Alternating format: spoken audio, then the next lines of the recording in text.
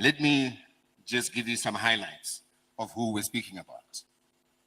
Dr. Thope is a graduate, a PhD graduate from the University of Cambridge. By the way, peer-reviewed. He has been a professor for 9 years in South Africa, spanning from KZN, which is KwaZulu-Natal. He has also been a High Court judge for 29 years.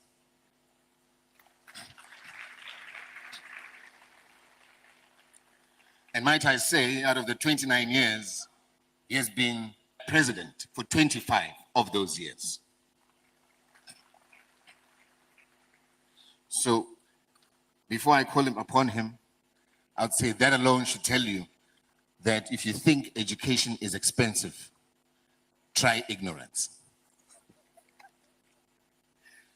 Let me call upon to speak to yourselves and to read the President's statement, Dr. John Thope, and upon him concluding reading the President Zuma's statement and speech, he will then introduce President Zuma to come and address yourselves in the question and answer. Dr. Thope, Deputy President of Umkhonto weSizwe, please come through and address our members.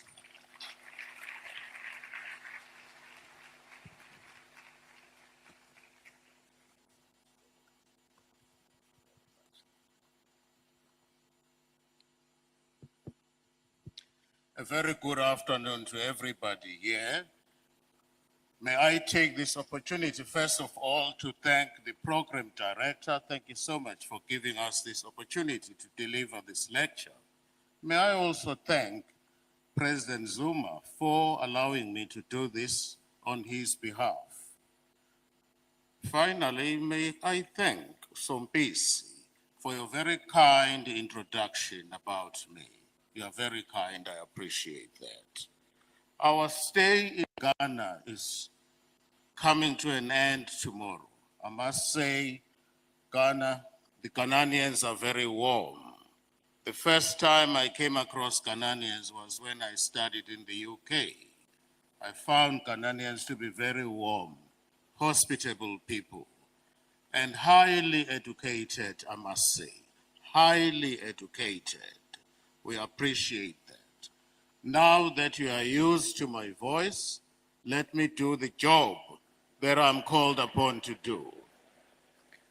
I can promise you I will stick to what I've been asked to do, neither more nor less. There is a reason for that. I would like the President to give me yet another opportunity next time. Thank you. Program Director, Your Excellencies, esteemed colleagues, distinguished academics, students, and fellow Africans.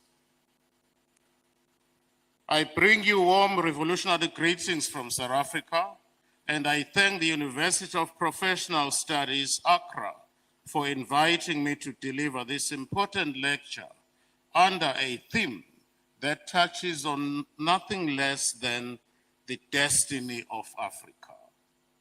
We gather in Ghana, the home of Dr. Nkwane Nkrumah, who taught us the following, I quote, "The independence of Ghana is meaningless unless it is linked with the total liberation of Africa," close quotes. We stand here many decades later, and I say to you, political liberation was achieved, yes, but economic liberation remains unfinished business. We are free in flag and anthem, but our currencies are hostage. Our economies are shaped not by dreams of our ancestors, but by the dictates of Washington, London, and Brussels. And the subject of today, de-dollarization, is the key to changing that tragic reality. Political independence without economic independence is slavery in disguise. Africa's transition from slavery to colonialism marked one of the most devastating shifts in the continent's history. After centuries of transatlantic stage trade, in which millions of Africans were uprooted, dehumanized, and sold as commodities, the 19th century ushered in a new form of domination and colonialism. European powers, in their scramble for Africa, violently stripped the kings, the queens, the chiefs, and other traditional leaders of their authority, undermining indigenous systems of governance that had long maintained social harmony and cultural identity. Entire communities were forced to abandon their languages, their traditions, and spiritual practices as colonial authorities imposed European education, religion, and political systems. This assault on African dignity not only eroded pride in heritage, but it also disrupted the continuity of cultural transmission between generations, leaving a legacy of alienation and fractured identities. Yesterday, the 18th of August, we had the honor of being invited by His Royal Majesty, King Takiteko Tsuru II, at his traditional council. In his address, he had this to say, I quote, "Our dignity cannot be in the absence of our minerals. They go hand in hand. If you want our minerals, then you'll have to respect our dignity," close quote. Colonialism was also marked by the wholesale plunder of Africa's natural resources.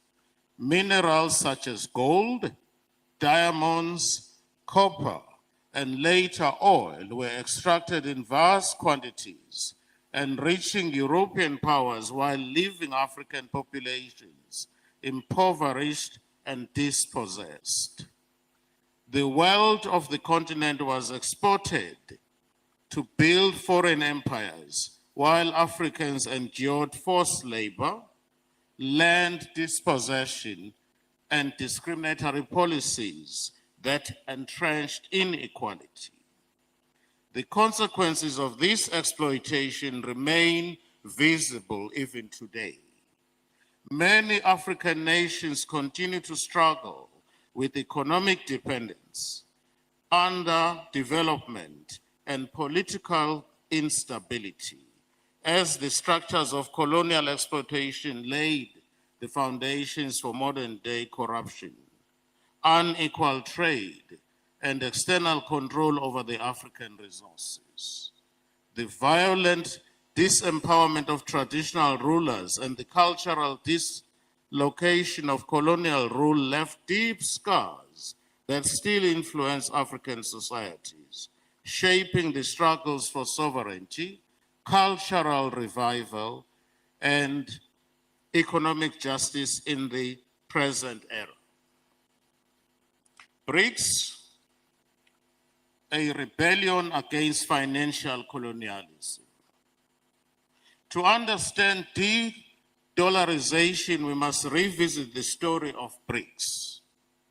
For decades after independence, African states turned to IMF and the World Bank for loans, hoping for development support. Instead, as Africans, we received debt traps and humiliation. The infamous structural adjustment programs of the 1980s and the 1990s forced us to privatize public services, devalue our currencies, cut health care and education budgets, and dismantle our local industries. What was the result of all of this? Africa became poorer. Factories closed, farmers abandoned their land, youth unemployment soared, national debt ballooned. and our economies were locked into exporting raw materials cheaply while importing finished goods at exorbitant prices. This was no accident at all. It was economic engineering, a deliberate design to keep Africa dependent and very weak. It was against this background that BRICS was formed. Brazil, Russia, India, and China, and then later joined by South Africa. It stood up and declared the following: enough is enough. BRICS was not created as a debating society. It was a rebellion against financial colonialism, an assertion that the global South must chart its own path in the world of economy. BRICS is not just an alliance, it is a revolution against the dollar empire. South Africa became Africa's gateway to BRICS. When South Africa joined BRICS in 2010, it was not as a junior partner, it was as Africa's anchor. We entered BRICS as the bridge that would connect the continent to this new global experiment. This mattered because Africa holds the resources that the world cannot live without. I'm talking about cobalt from the DRC that powers the batteries of electrical cars and cell phones. I'm talking about platinum from South Africa that drives the automobile industry. I'm talking about cocoa from West Africa that sweetens the world, oil and gas from Nigeria and Angola that fuel economies, African gold deposits from Ghana right here, Burkina Faso, Niger, and Mali. These are some of the resources, natural resources, that are in abundance in Africa. Fellow esteemed guests, the winds of change are traversing our African continent. The power shift in the Sahel region are not coup d'etats. They are acts of African leaders taking back power from their colonizers and liberating their people from neo-colonial and neoliberal shackles of the West. These mineral riches have long been traded through Western-dominated systems that exploit us. By bringing Africa into BRICS, South Africa made sure that the continent would no longer remain a passive supplier of the products that I've referred to above, but would be an active participant in shaping global trade. Our examples show that IMF and the World Bank debts could be overcome. South Africa paid off its loans, not by begging, but by forging partnerships that respected sovereignty. And this all happened under the leadership of President Zuma.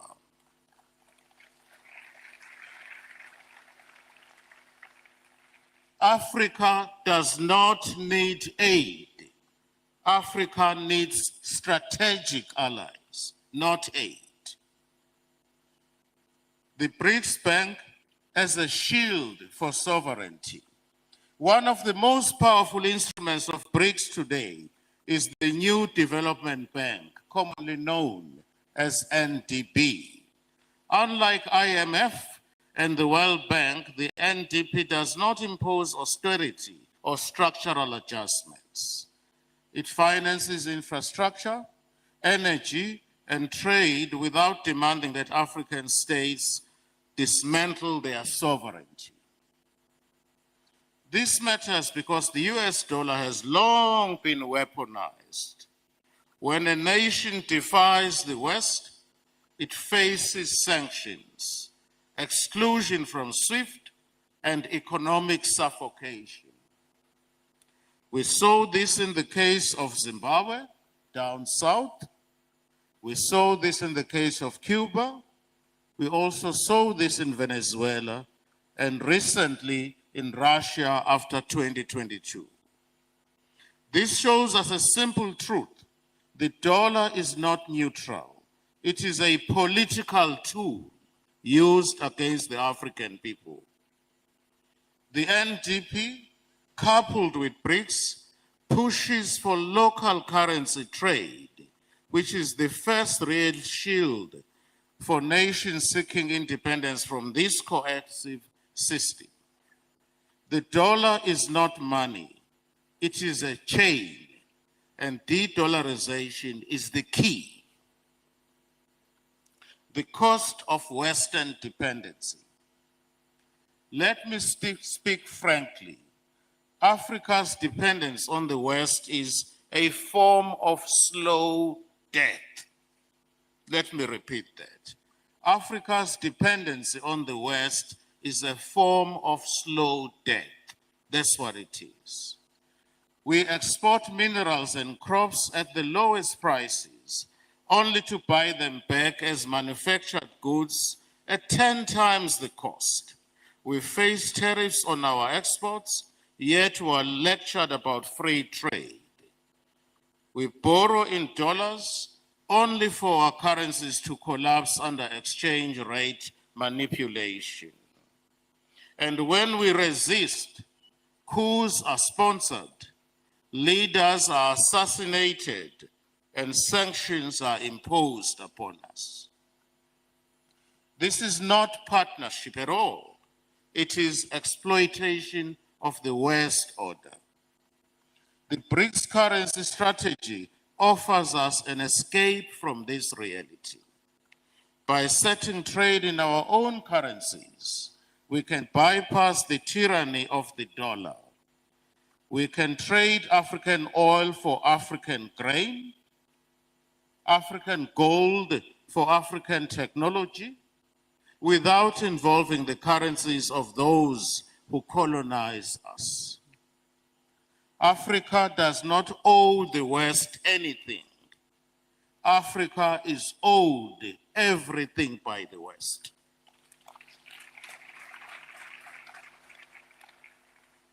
Innovations in de-dollarization. We live in an age of digital revolution. New technologies allow us to build financial systems that cannot be controlled from Washington, London, or Brussels. Blockchain platforms, central bank digital currencies, and regional clearing houses are being tested. Some African banks are already experimenting with cross-border payments in local currencies, a trend that should be promoted. This is the future. Bitcoin is often raised as an example. While volatile, it proves that currencies outside Western control can circulate globally. But we must not merely be spectators. Africa must design its own platforms. SWIFT is a colonial chokehold. Our own systems must be the arteries of Africa's future. If they can sanction our banks, we must build our own banks. If they can switch off SWIFT, we must switch on Africa. Some lessons for Africa's common currencies. What lessons can Africa learn from BRICS? The first is intra-African trade. The African continental free trade area is meaningless if 80% of our trade is settled in foreign currencies. A common African currency would reduce costs, expand markets, and build true African economic independence. Gaddafi's legacy. Muammar Gaddafi dreamed of a gold-backed African dinar. He was assassinated not for oppressing his people, but because he threatened dollar supremacy. His blood is on the hands of those who fear African freedom. His dream must therefore be resuscitated one day. Sovereignty is another lesson. A common currency is not just economic, it is political. It would make Africa a negotiating bloc of 1.4 billion people, not just 54 vulnerable states begging for trade crumbs. The Sahel Alliance, Mali, Burkina Faso, and Niger are showing Africa that sovereignty is not a slogan. It is possible. Their rejection of neocolonialism is proof that Africans are willing to sacrifice everything for their freedom. Thank you. One Africa, one currency, one destiny. One Africa, one currency, one destiny. Let me repeat.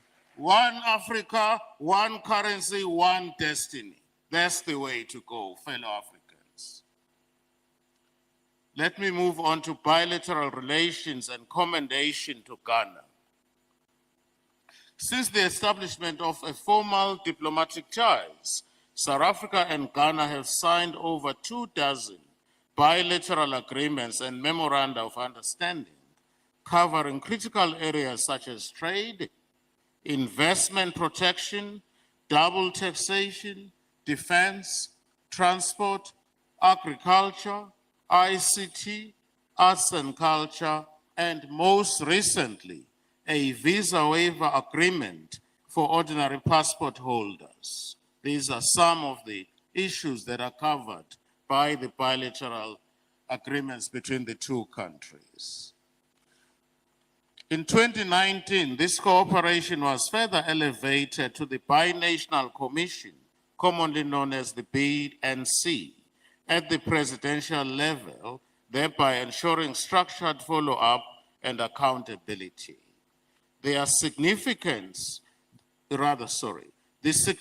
of these agreements lies not merely in their signing, but in their effective implementation as they open pathways for deeper economic integration, technological exchange, cultural cooperation, and people-to-people connectivity.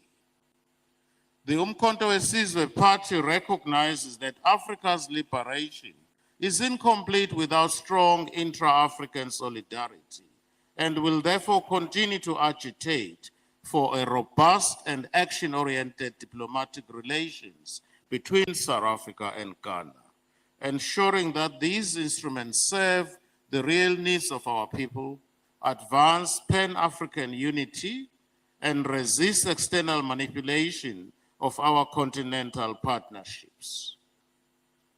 I must pause here to commend Ghana for its bold step in backing Morocco's autonomy plan over the separatist agenda in the Western Sahara. Some may disagree, but I say Africa must not be divided for the convenience of the outsiders. The era of balkanizing Africa to serve foreign agendas is over. By prioritizing stability and integration, Ghana has once again placed itself at the forefront of Pan-African leadership. The Morocco Atlantic Initiative, launched in November 2013, aims to connect the landlocked Sahel to the Atlantic Ocean through infrastructure development and regional integration. This initiative, spearheaded by Morocco, involves investments in ports, roads, and railways to facilitate trade and economic growth for countries like Mali, Burkina Faso, Niger, and Chad. The initiative also seeks to foster cooperation in energy, security, and other areas. The initiative aims to transform the economies of Sahel countries by providing them with access to Atlantic and fostering regional integration. This regional integration must be the economic, trade, and currency bridge into BRICS, therefore northern and southern trade routes. That's what is needed. The days of Africa dancing to the drums are over. We shall beat our own drum now. Thank you. Umkhonto weSizwe Party, the future of South Africa. Umkhonto weSizwe Party's manifesto, which we refer to as the People's Mandate, outlines 8 pillars which serve as the foundation for our vision as a political party and policy proposals. Allow me to quickly go through them. The first is reclaiming our dignity. This pillar focuses on restoring the self-respect and pride of South African and the African people throughout the continent. The second pillar is reclaiming land and mineral resources. This pillar addresses the issue of land ownership and control over natural resources, advocating for policies that redistribute land and its resources. The third pillar relates to reclaiming people's power. The pillar emphasizes empowering citizens and giving them a greater say in the decision-making processes. The fourth pillar, reclaiming the economy. The pillar aims to address economic inequality and promote inclusive growth. The fifth pillar, building human capital and technological capabilities. This focuses on investing in education because we believe that there is no self-respecting country which does not invest in education. It also focuses on skills development and technological advances. Technological advancements, I beg your pardon. The sixth pillar, reclaiming spaces. This addresses issues related to urban development, infrastructure, and access to basic services. The seventh pillar being reclaiming safety and security. This pillar focuses on improving law and order and ensuring the safety and security of all citizens. The last pillar relates to reclaiming sovereignty and position in Africa and the world. This emphasizes South Africa's role and influence in the African continent and on the global stage. Together, these pillars embody the uncompromising vision of Umkhonto weSizwe Party as the only true hope for the last stage of the total liberation of the South African people. A liberation not just from apartheid's political chains, but from economic captivity, poverty, unemployment, near-colonial domination that continue to strangle our nation. Unlike the compromised so-called government of national unity, the MK Party represents the genuine continuation of the liberation struggle, carrying forward the spirit of our forebears to deliver full liberation, freedom, dignity, and prosperity to every South African citizen. The road ahead, this is now the call to Africa's youth and intellectuals. Comrades and friends, de-dollarization is not simply an economic debate. It is the new liberation struggle. It is the continuation of the battles fought by Nkwane Nkrumah, Lumumba, Nyerere, Sankara, and Gaddafi, to name but a few. But let us be clear. Presidents and governments alone will not complete this mission. It will be the women, youth, the students, and scholars, the innovators of Africa, and the poorest and the downtrodden people of our continent who must carry this revolution forward. UPSA and every African university must become a workshop for sovereignty. Economists must design African financial models. Engineers must build African judicial platforms. Lawyers must craft African institutions of justice. Leaders must cultivate African unity. The West built its powers by chaining Africa. The new generation of Africans must build our own, must build our power, I beg your pardon, by breaking those chains. We must move from the classroom to the policy room, from the laboratory to the marketplace, from the lecture hall to the halls of power. Africa must produce not just employees for foreign corporations. Africa must produce inventors, great thinkers, and builders of the African systems. We are not beggars at the world's table. We are builders of a new table.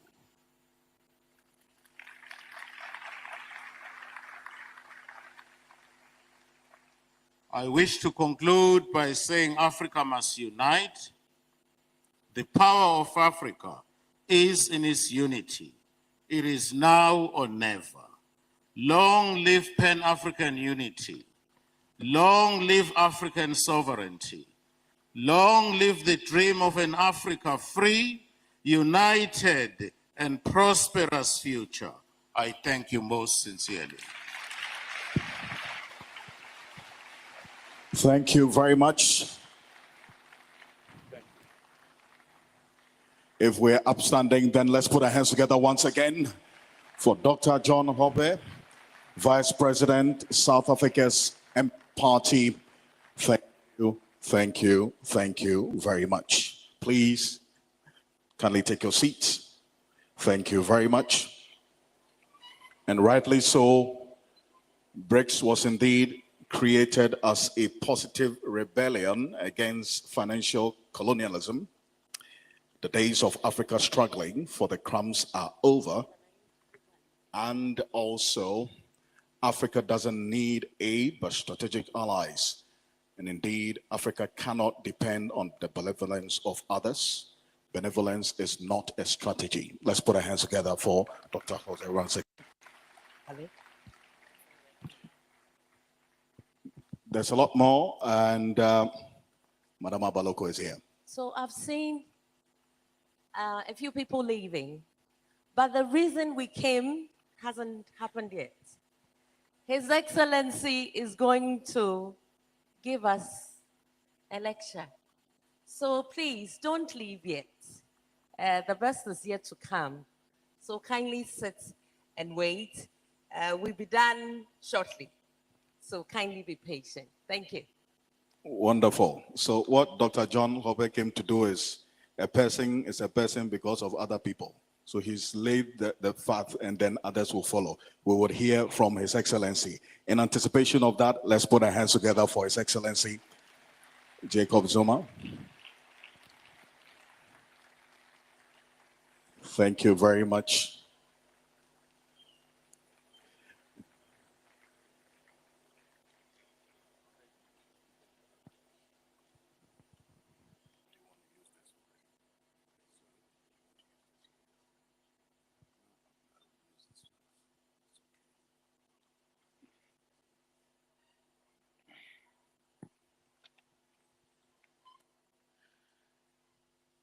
Thank you very much, Director of the program.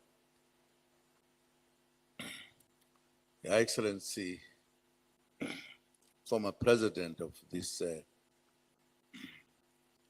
#1 country to win and have its own people ruling this country.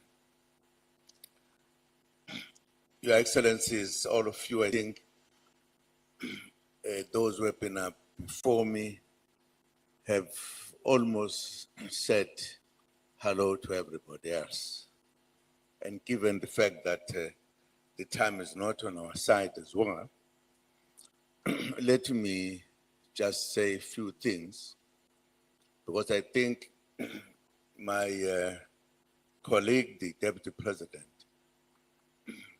has presented our thinking, has presented our destination. We believe that Africa has to do more so that we get what belongs to us.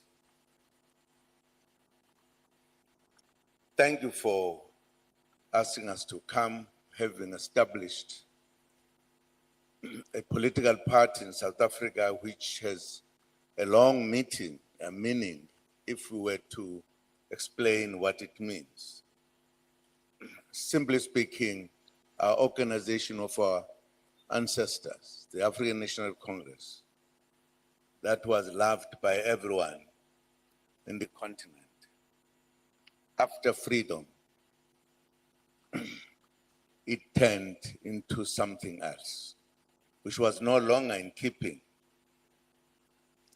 with the feelings that South Africans had. That led us to realize, as they were closing the doors for us to help, and we decided the time has once again come that we should take ourselves to the final destination.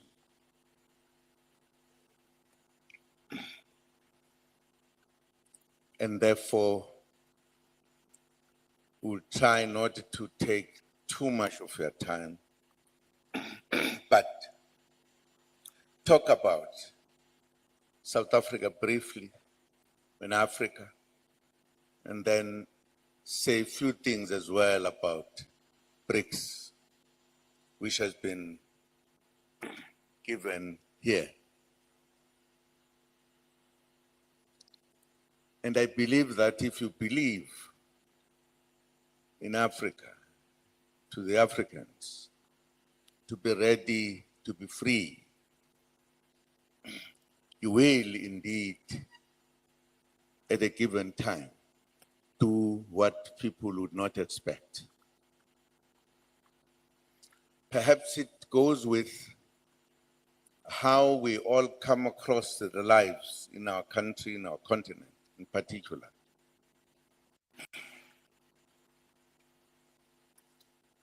I joined the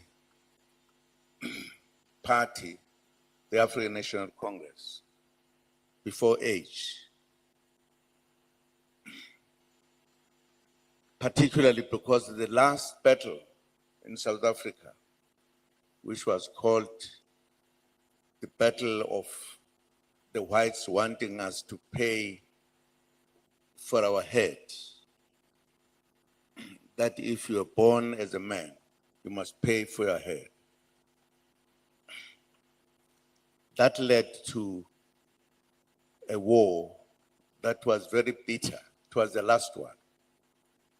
And that war said to our ancestors, the time to fight, it is clear that it's no longer necessary. Let us establish a party that will defend all blacks, all Africans in South Africa. That's how the African National Congress was established, by very important leaders, the traditional leaders who were the leaders in our country, who were in charge of their country, and the pastors who had become pastors after the education of how much we needed to respect God and respect the heaven and everything.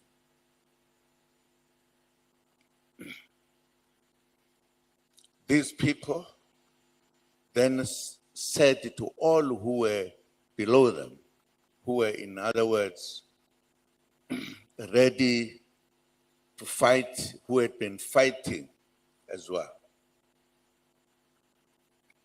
And they were there as the people who participated fully in the struggles to try to defeat the enemy that had arrived.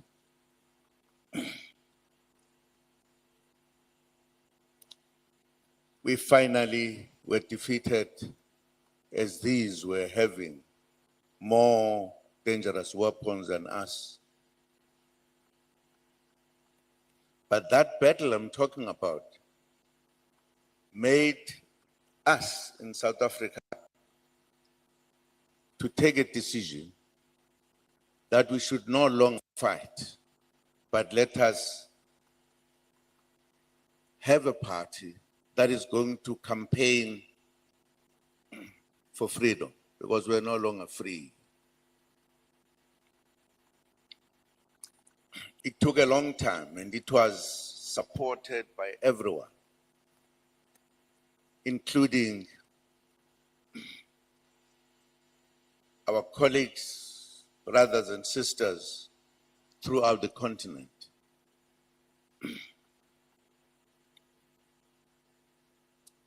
But as we were moving,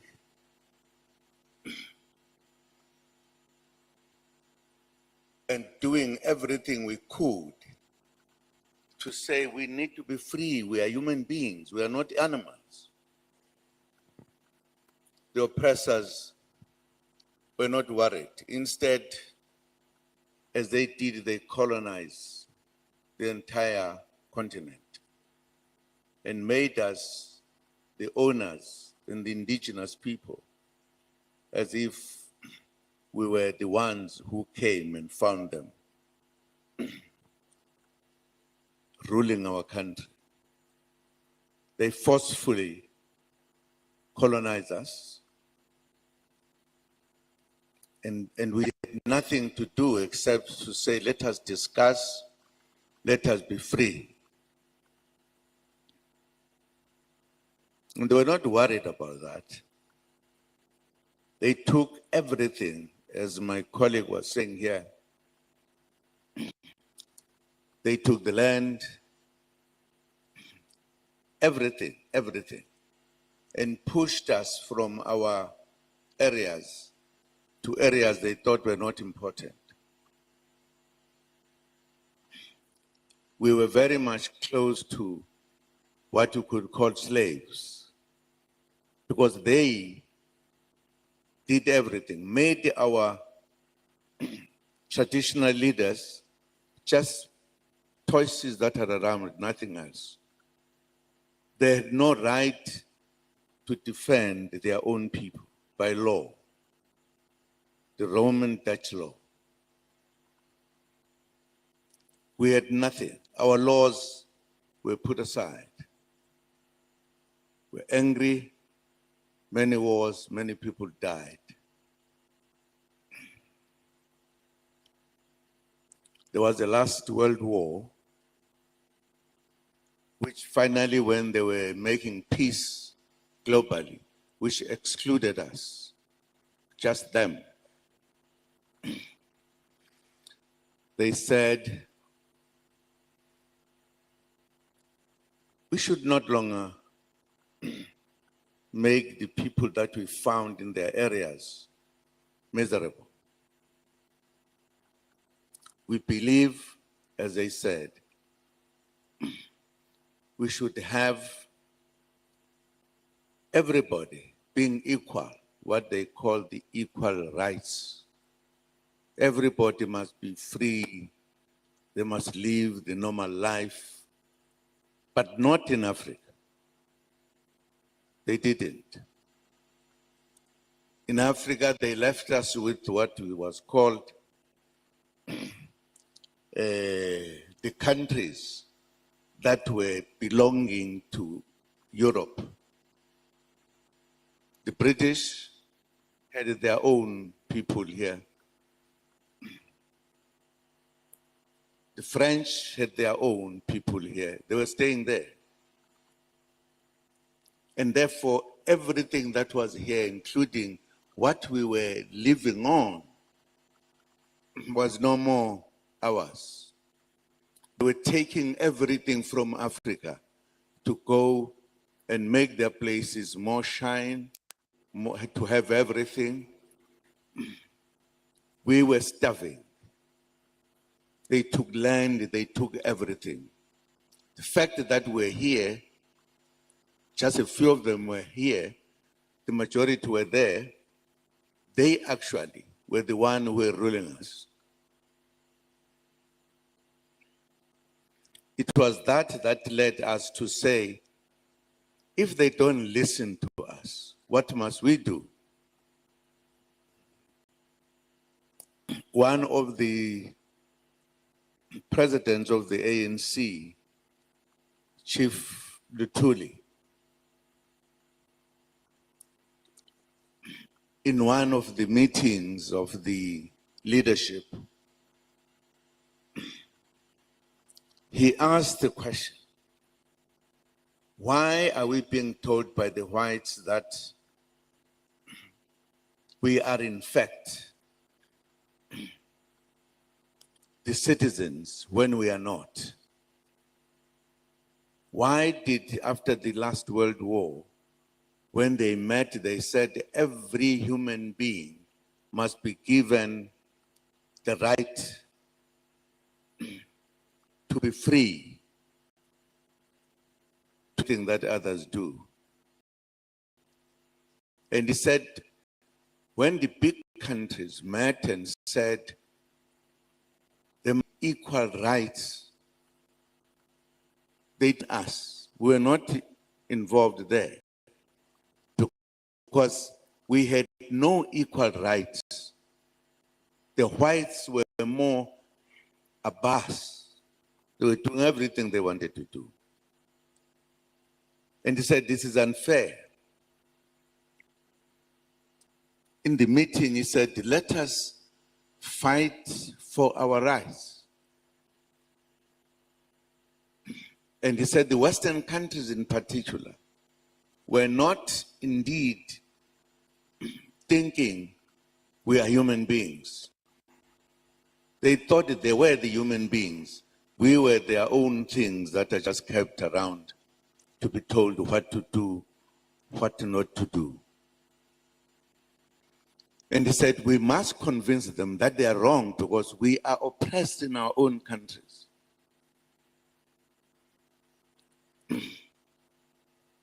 The discussion said, well, Comrade President, you cannot go there and talk to the whites about it because we are a president. You needed to fight here. And said, you must go or we must take your deputy. And it was agreed, and that's what led to President Tambo to be sent out to go and raise the issue that we cannot live in the manner in which we are. He went to stay and operate from London. Shortly thereafter, the ANC was banned. So in other words, let alone the right to raise your views, which was allowed to everybody else, but to us black ones, we were not allowed to do so. That is what led to the ANC to say, well, under the circumstances, we are left with no alternative but to fight, take arms and fight again. After a long debate, it was agreed by all serious political parties. We had to say, let us fight once again, as we fought them when they were coming, let us fight them to take them out of our countries.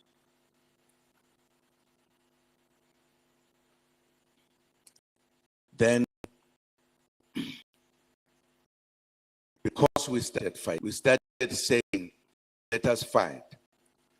Tambo went to the Western countries to ask if you could help to train our soldiers so that we can fight.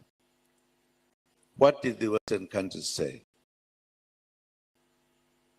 Mr. Tambo, never do so, because you are actually saying we must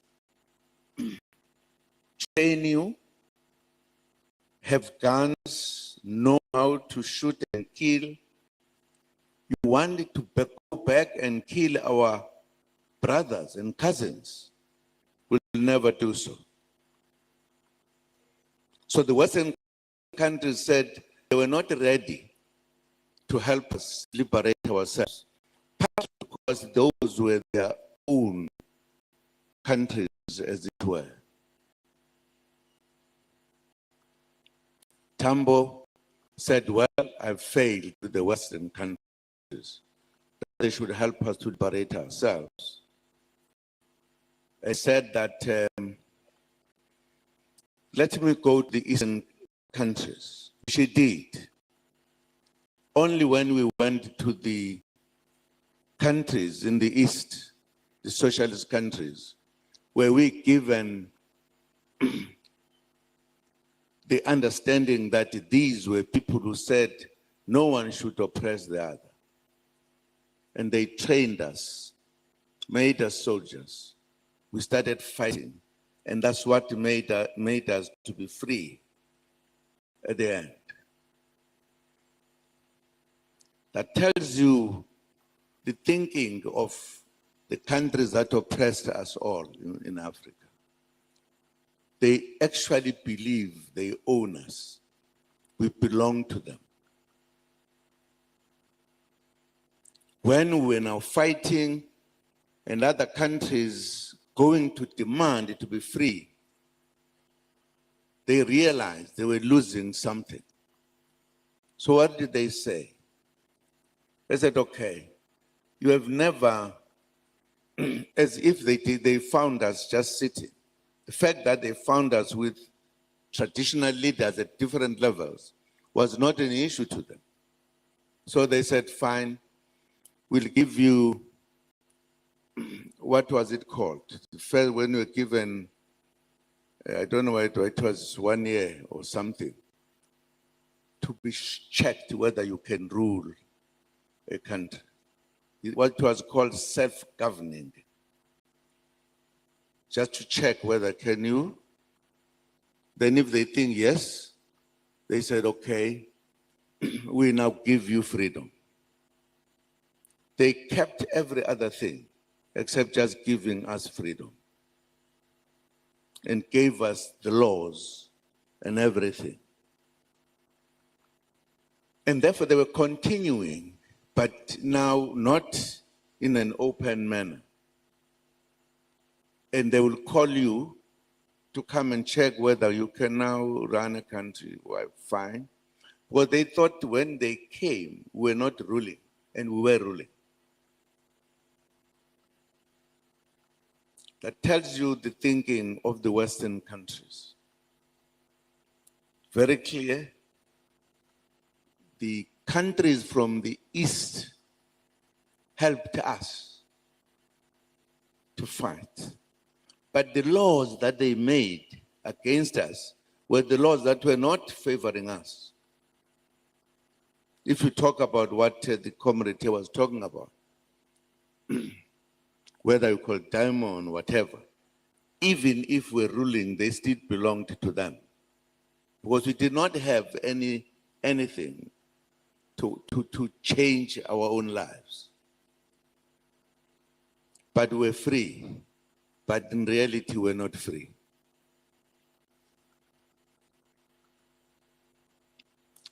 Once they did so, once they realized that our leaders, and in particular, our leader from here, who was the first to lead a country. They plan all the tricks to take him out of ruling this country. Our leader, one of the most brilliant leaders, who was very clear about Africa.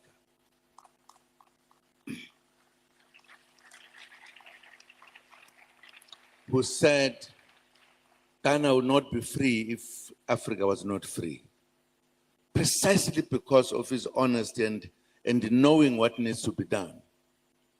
They conducted a coup d'etat against him when he was out of the country. And that was the end of this leader that we all looked up to. They also murdered a leader who had been given freedom precisely because he told them they were not honest. He was killed. That tells you that our freedom was not necessarily a freedom for all of us. It was a freedom for the whites. That's a problem you have. And therefore, as we became free, it was just a story. It was not a reality. Because we were not. And they then organized people among ourselves because the issue of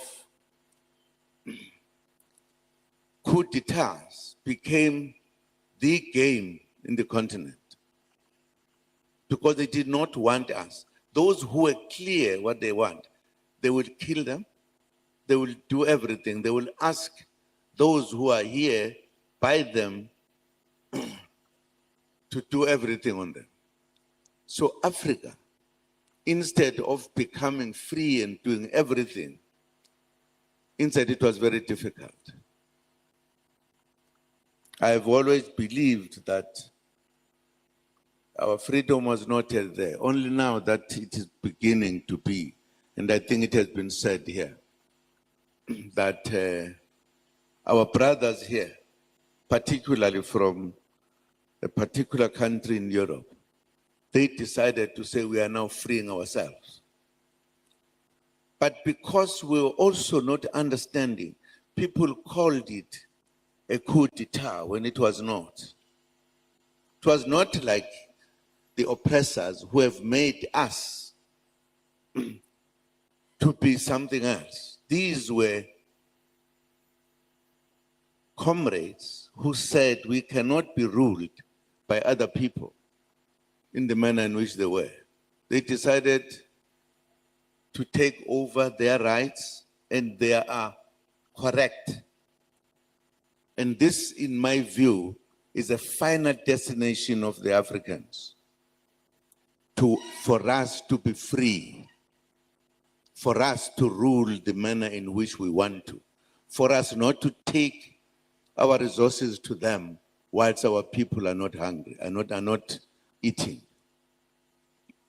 So Africa has faced a difficulty.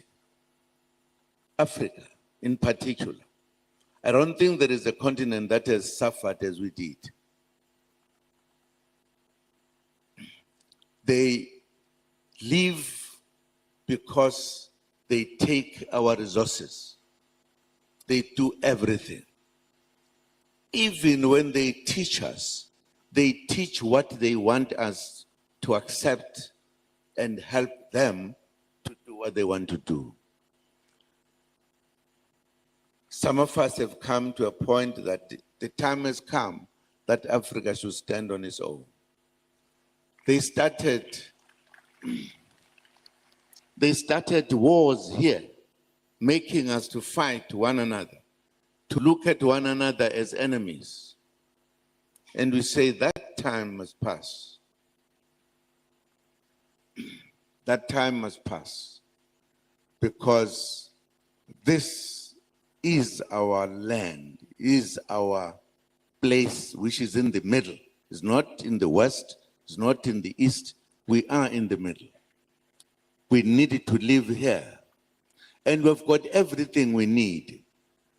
But they take everything that belongs to us. What we talk about as rights are actually not rights. If we are free, why are we under the laws of the Dutch? We are not Dutch. We are not. Why we are ruled by those laws? It is because they still look at us as inferior people. But we are what we are. And I think it is our time to be what we are supposed to be. We should utilize our own resources to us. If they don't have them, let us sell them to them. Let them not just take them away from us and make themselves wonderful when we are suffering, where they take our own things. It is this that made me in particular to disagree with those I've been with. And I was very honest. And I told them, you are selling out. We are selling out our ancestors who said, let us be free. The problem is that our enemies know how to buy people and make them feel they are wonderful when they are actually killing the nation. We are very clear that our time has come in the continent. We need to be the one who must lead the others. They must buy from us rather than us buying from them. It is our own. And we still have a lot of it. Let us stop them before they take it all. And I think we need to be together on that and know what we are talking about. On the point that we only got people who were ready to help us, they were found in the East, says a lot with the West, because up to this day, they don't want to be with us. They want to be sucking everything from us. And I think the time has come that we should be together. For an example, when we were saying this freedom is not free, they became more stronger in messing up. And precisely because they came from different parts, they then made us to look like we are different people. We are not Africans. And yet we are Africans. They cause wars, which they continue today to make us fight their wars, as if we are not one and the same. We are the same.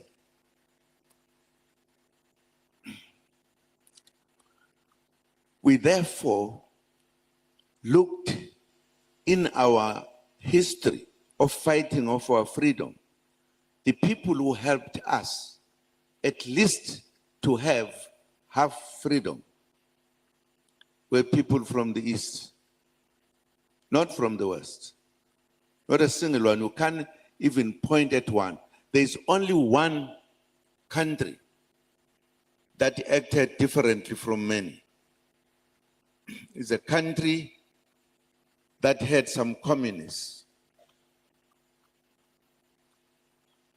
When the Communist Party in that country was stronger, it took over government. You try to find out. What was this? They said we are communists. We cannot have us having people who are in Africa and say that those countries belong to us. No. And one of those countries was Mozambique.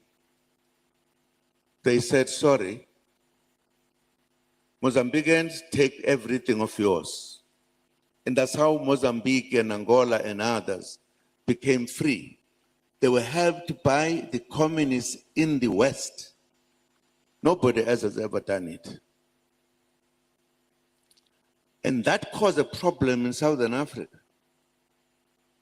Because they thought Southern Africa, because it has what is called the Cape Point, which makes you to arrive any part of the world. They want it, they believe it belongs to them. And we had that problem, that therefore we're in trouble. In South Africa, when we were free, we had 4 provinces. They decided in the negotiation that we should have 9 provinces. Unknown to us that they wanted Cape Town to be their own as a country. Remove blacks there so that and tried to smuggle a point in the constitution that if a province says, fine, we want to be on our own. If it votes and the vote is bigger, that province will go away. Because they wanted to keep the Cape for crossing with their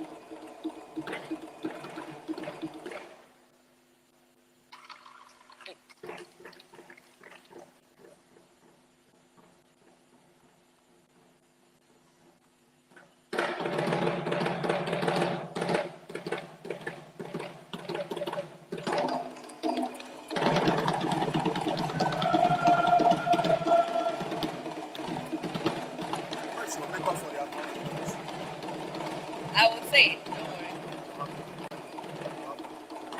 I don't have to mention each person.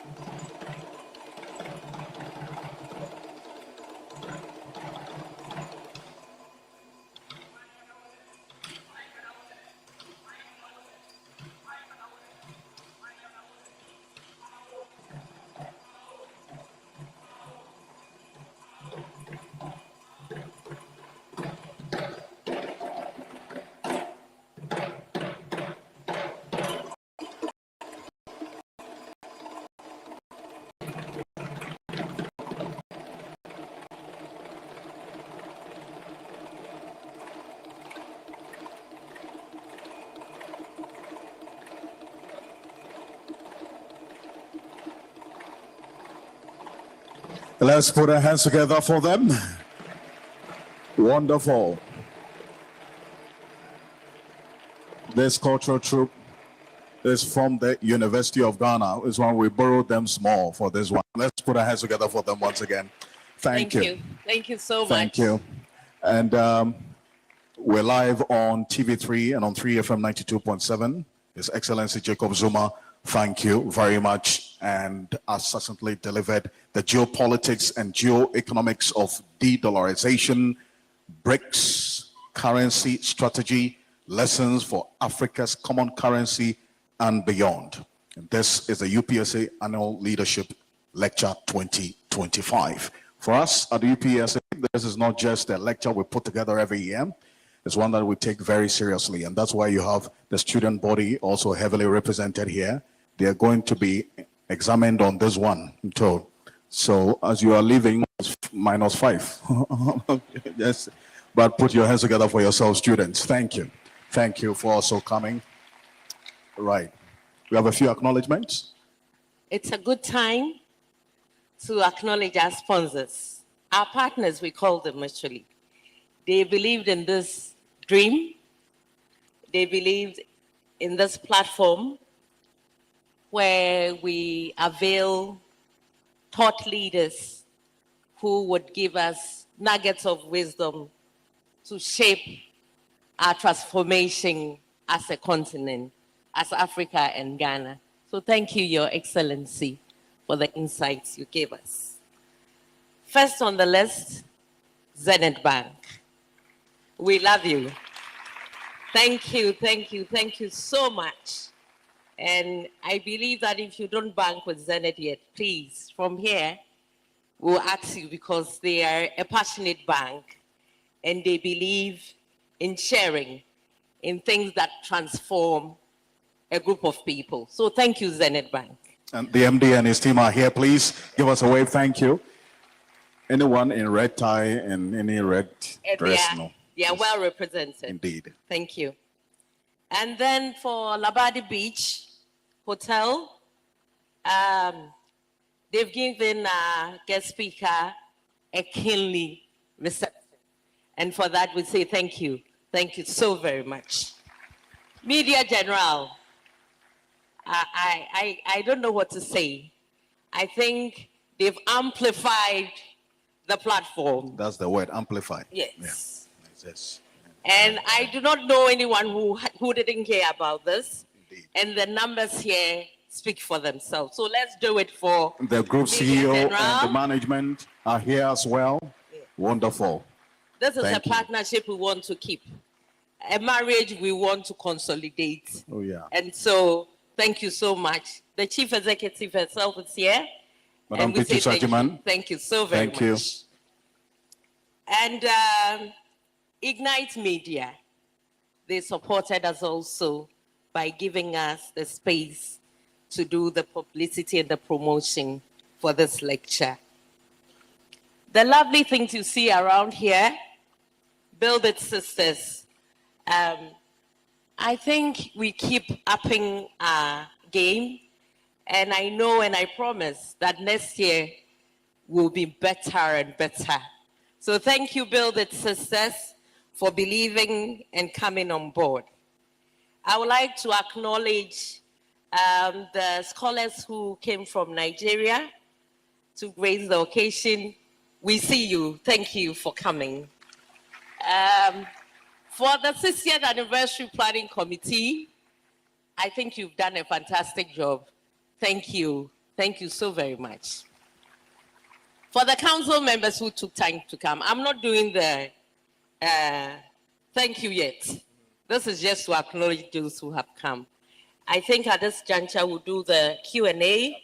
So anybody who has questions, anybody who has contributions, I think this is the time. Just show by hand and we'll bring the mic and then you can ask the question or your contribution.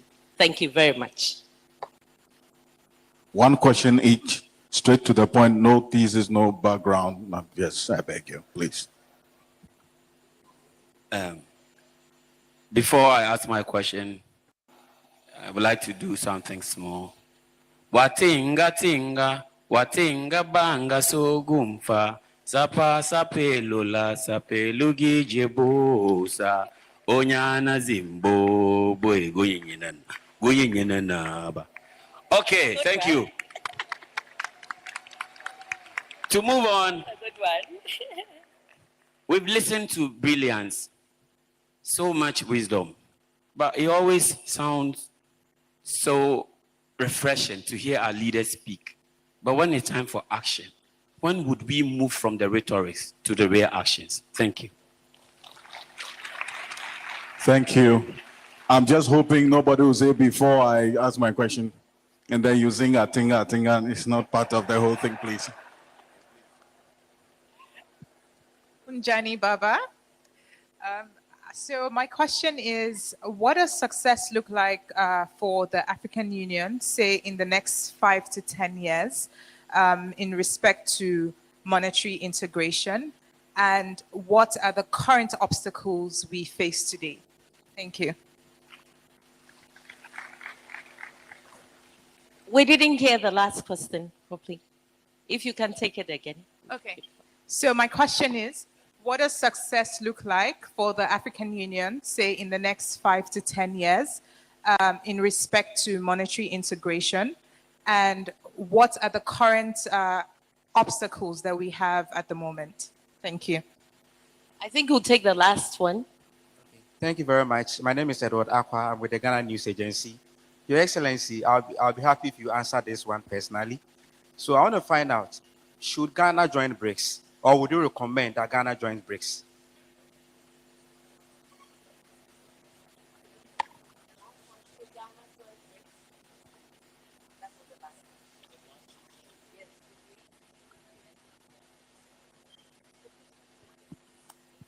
Hello, thank you. That's the last one.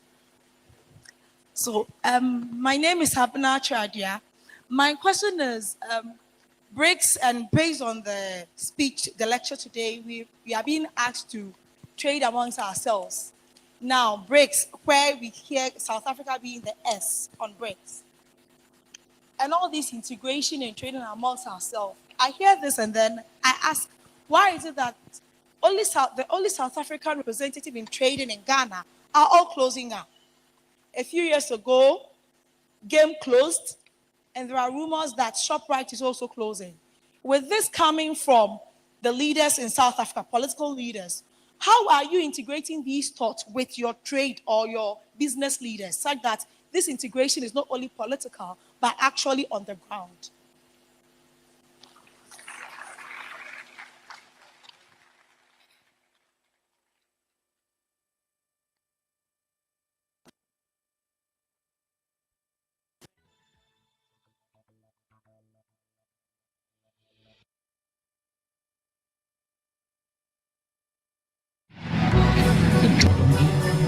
So, Charlie, the deal there, I almost get her.